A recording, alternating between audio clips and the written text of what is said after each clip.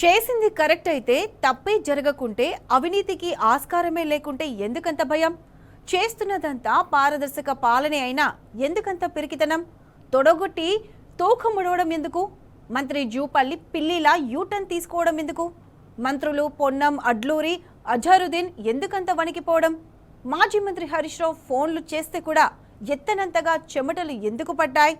ఎందుకంటే చేసింది తప్పు కాబట్టి, చేస్తున్నదంతా అవినీతి కాబట్టి, అప్పులపై తప్పుడు కూతలకు కానీ గురుకులాల్లో ఏ తప్పు చేయలేదు కాబట్టే గులాబీ నేతలు ధైర్యంగా నిలబడ్డారు. చర్చకు వస్తానన్న జూపల్లికి తెలంగాణ భవన్లోనూ కుర్చీ వేసి స్వాగతించారు. సన్మానించేందుకు శాల్వ రెడీ చేశారు. మంత్రి జూపల్లి వస్తాడేమోనని BRS working president KTR wait చేశారు. అదే కంచన్బాగ్లో కూడా అంతే. గురుకులాలపై చర్చించేందుకు తాము రెడీ అని తేల్చి చెబుతూ మాజీ మంత్రి హరీష్ రావు కూడా అక్కడ కుర్చీ వేశారు. జూపల్లి అక్కడికైనా వస్తాడేమోనని హరీష్ రావు ఎదురు చూశారు. కానీ జూపల్లి పిల్లిలా పలాయనం చిత్తగించాడు. వస్తానని చెప్పి తప్పించుకున్నాడు. తెలంగాణ సమాజం అంతా అమాయకమైనదేమీ కాదు. తప్పెవరిదో, తప్పు చేస్తున్నదెవరో తెలుసు. పిల్లి కళ్ళు మూసుకొని పాలు తాగినట్టు కాదు ప్రభుత్వాన్ని నడపడం అంటే. మిస్టర్ గుంపు మేస్త్రి, ఇప్పటికైనా అర్థం చేసుకో.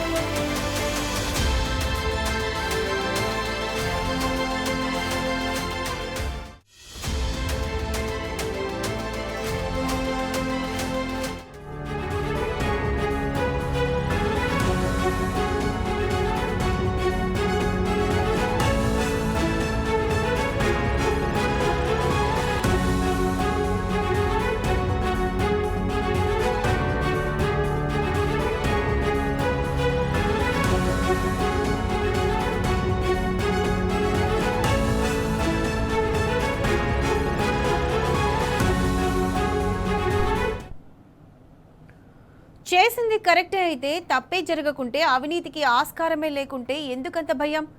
చేస్తున్నదంతా పారదర్శక పాలన అయినా ఎందుకంత పెరికితనం? తొడగొట్టి తోక మడవడం ఎందుకు?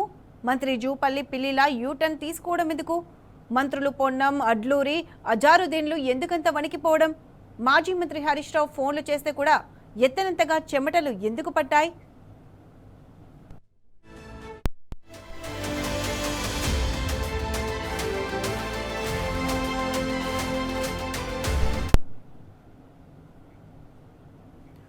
అప్పులపై చర్చకు సిద్ధమా అని సవాల్ విసిరిన మంత్రి జూపల్లి కృష్ణారావు తోకముడిచారు. జూపల్లి సవాల్ స్వీకరించి చర్చకు వచ్చిన హరీష్ రావును పోలీసులతో అరెస్ట్ చేయించారు. హరీష్ రావును బీఆర్ఎస్ నాయకులను అదుపులోకి తీసుకుని డీసీఎం వ్యాన్లో సిటీ మొత్తం తిప్పారు పోలీసులు. చివరికి కంచన్బాగ్ పోలీస్ స్టేషన్కు తరలించారు. 2-3 గంటలు పోలీస్ స్టేషన్లోనే నిర్బంధించారు. తర్వాత విడుదల చేశారు. కంచన్బాగ్ పిఎస్ నుంచి హరీష్ రావు తెలంగాణ భవన్కు చేరుకున్నారు.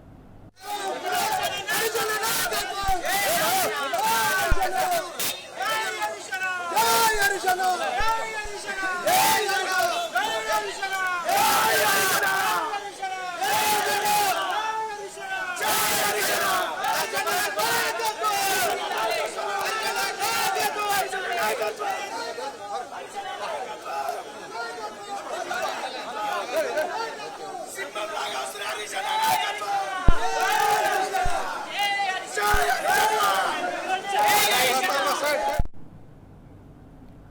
రైట్, తెలంగాణ భవన్ కు హరీష్ రావు చేరుకున్నారు. దీనికి సంబంధించి పూర్తి అప్డేట్స్ మా ప్రతినిధి కిరణ్ అందిస్తారు. కిరణ్, చెప్పండి, కంచన్బాగ్ పిఎస్ నుంచి హరీష్ రావు తెలంగాణ భవన్ కు చేరుకున్నారు. దీనికి సంబంధించి పూర్తి అప్డేట్స్ ఏంటి?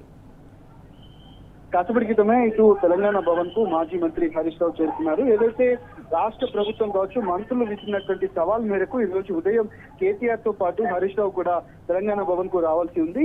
బహిరంగ చర్చకు మేము సిద్ధమంటూ కూడా మంత్రి జూపల్లి విసిరినటువంటి సవాల్ మేరకు వాళ్ళు కూడా వచ్చి ఉన్నటువంటి వాస్తవాలు ఏవైతే ఉన్నాయో అప్పుల విషయం కావచ్చు, రాష్ట్ర ప్రభుత్వం అప్పుడు తీసుకున్నటువంటి నిర్ణయాలు కావచ్చు, వీటన్నిటిపైన కూడా బహిరంగంగానే చర్చిద్దాం, రాష్ట్ర ప్రజలకు ఈ విషయాలు తెలియజెప్పుదామంటూ కూడా చెప్పినటువంటి పరిస్థితి అయితే కనిపించింది. అయితే ఉదయం తన నివాసం నుంచి బయలుదేరినటువంటి హరీష్ రావును తెలంగాణ భవన్ వద్ద పోలీసులు అరెస్ట్ చేసి కంచన్బాగ్ పోలీస్ స్టేషన్ కు తరలించారు. అక్కడ నాటకీయ పరిణామాల మధ్య పూర్తి స్థాయిలో పోలీసులు కొత్త ఓవర్ యాక్షన్ చేశారు. అక్కడే ఎండలోనే తనను కూర్చోబెట్టినటువంటి పరిస్థితి. కాసేపటి కంచన్బాగ్ పోలీసులు మాజీ మంత్రి హరీష్ రావుతో పాటు బీఆర్ఎస్ ముఖ్య నేతలందరినీ కూడా వదిలినటువంటి విడుదల చేసినటువంటి పరిస్థితి కనబడింది. అయితే కాసేపటి క్రితమే చేరుకున్నారు. అయితే దీనికి సంబంధించి ఏదైతే మాజీ మంత్రి హరీష్ రావుతో పాటు కేటీఆర్ కూడా కాసేపట్లో చాంబర్ లో కలిసేటువంటి ప్రయత్నం అయితే అవకాశం ఉంది. అంతేకాకుండా రాష్ట్ర ప్రభుత్వం ఇస్తున్నటువంటి సవాలుకు రాష్ట్ర ప్రభుత్వం వెనక్కి తగ్గింది. ఎక్కడ కూడా తెలంగాణ భవన్ కు వస్తామని మంత్రి జూపల్లి కృష్ణారావు చెప్పారు. కానీ తెలంగాణ భవన్ కు రాకుండా ఏదైతే ప్రస్తుతం గన్ పార్క్ వద్దకు వెళ్ళినటువంటి పరిస్థితి, ఇక్కడికి రావాలంటూ చెప్పారు. కానీ ఇక్కడికి రాకుండా గన్ పార్క్ వద్దకు వెళ్ళారు. సరే, గన్ పార్క్ వద్ద కూడా మేము వస్తామంటూ కూడా చెప్పారు.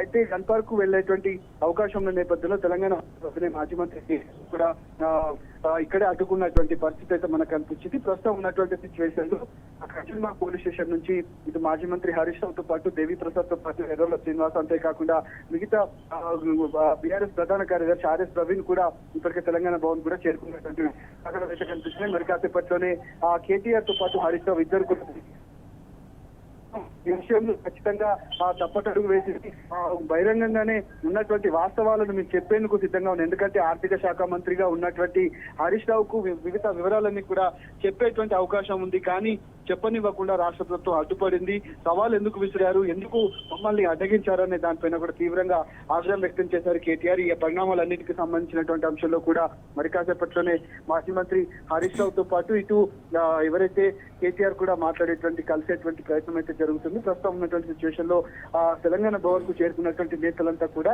మరి కాసేపట్లోనే మాట్లాడేటువంటి అవకాశం అయితే మనకు కనిపిస్తుంది. Right Kiran, thanks for the updates.